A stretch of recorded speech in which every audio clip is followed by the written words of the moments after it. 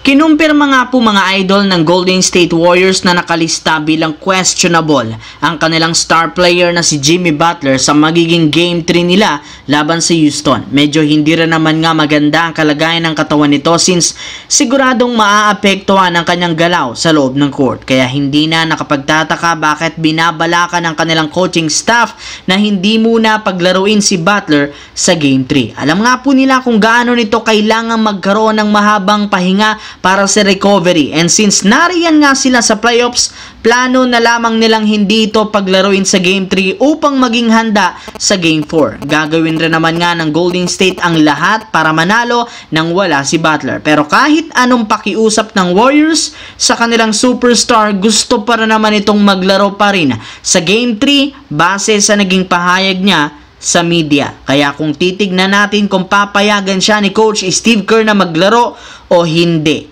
Samantala, ibinulgar nga po ng head coach ng Lakers na maliban sa pagtatala nila ng napakaraming turnover sa Game 3, isa rin naman sa mga rason ng pagkatalo ay ang kawalan ng rim protection.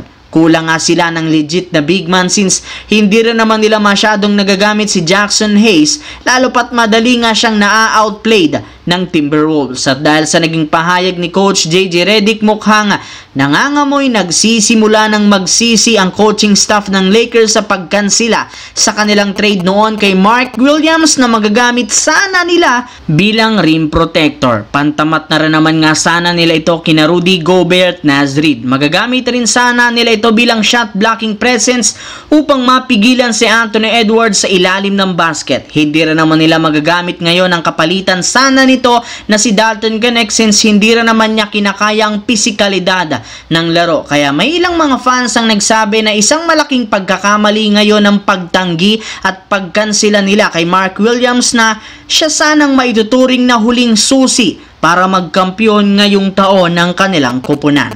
Sa kabilang banda, nagawa nga po ng Milwaukee Bucks na maibaba sa 1-2 ang serye laban sa Pacers matapos nilang maipanalo ang Game 3 na pinangunahan ni Giannis na merong 37 points, 12 rebounds, 6 assists. Pero ang tunay talagang naging difference maker dito ay si Gary Trent Jr. na nagtala ng 37 points. Dahil sa nagawang performance nito, tuluyan na silang nakabalik sa serye kung saan pagkakataon na rin naman sila na maitabla sa 2-2 ang laro next game. Pero as of now, meron pa rin silang hinaharap na napakalaking problema matapos mag-struggle sunod-sunod si Kyle Kuzma.